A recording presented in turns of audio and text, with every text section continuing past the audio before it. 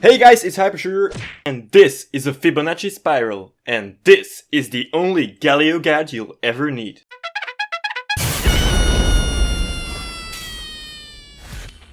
In a game where tanks look like mountains, trees and crazy scientists, it was only a matter of time to get a statue as a champion. When Riot decided to rework Galio, it looked like they took a mix of strong heroic characters and mixed it with the old Galio to create this badass defender of the weak. Now before we learn to play Galio, let's take a look at his abilities. Passive, Colossal Smash. Galio's next basic attack deals bonus magic damage in an area. There is a little bit more to this ability, but it's too boring, so just read it on the screen.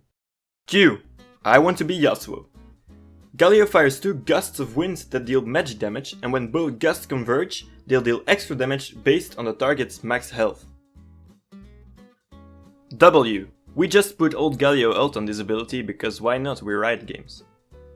This ability has both an active and a passive effect. Passive. When not taking damage for a period, Galio gets a magic damage absorbing shield. Active. Galio enters defensive stance, moving slower and taking reduced damage. When you release the W button, he will release a taunt that becomes stronger the longer he was in defensive stance. It's basically his old ult, except it like charges now. E. Falcon Punch! Galio hops back and then charges forward, dealing magic damage and knocking up the enemies. Important is that this ability will stop at the first champion hit and cannot pass through terrain, so you can't go over walls with it. R. Superhero Landing. You're gonna do superhero landing. Wait for it!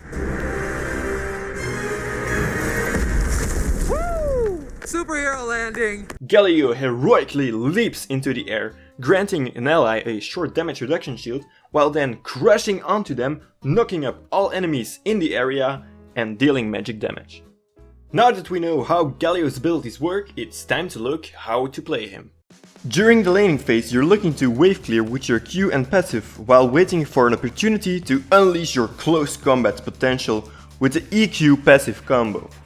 Now since Galio has a gap closing ability that also has crowd control, he is very strong in combination with his jungler or any other form of crowd control. At level 6 is where Galio can really start crushing the enemy's party. Need to secure a kill for your bot lane? Drop an ult on it. Superhero landing! Yeah, that's really hard on your knees. Is your teammate about to die? Drop an ult on it. Is a demon trying to kill your friends? Drop an ult on it.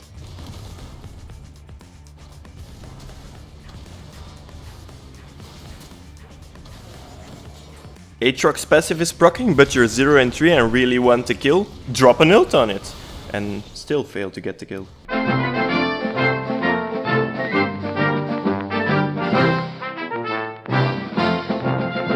Galio was released on August 10, 2010, the exact date in 1793 when the Musée du Louvre was opened in Paris, in France. It's a museum known for the famous painting of the Mona Lisa, made by Leonardo da Vinci.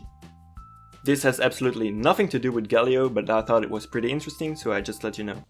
In teamfights, Galio truly shines when he can disrupt an already ongoing battle with his ultimate, protecting his team while also dealing damage to priority targets. Use your E and W wisely to lock down your enemies. Since Galio is a hero, he's not great at escaping the battle, so you die a hero. Or you live to tell the story. In my case, I died. My team is so fucked! Now usually I'd put some kind of sponsor joke in here, but I'm out of ideas, so here's an image of my girlfriend. And because I'm feeling generous, here are some tips when playing Galio. Tip number 1. Galio has great synergy with junglers like Lee Sin, Vi and Elise because of their strong lockdown potential and damage. He's just good in general with champions that have heavy crowd control that are easy to follow up on. Tip number 2. Galio's ult works great with champions that can hold down the enemies in place, so Galio can come in for a devastating superhero landing. Tip number 3. You can flash during Galio's W channeling, so this is really good for a surprise taunt. Now some of you guys might be like, Hypersugar, where are the runes and masteries in the item builds? I can't do anything without them!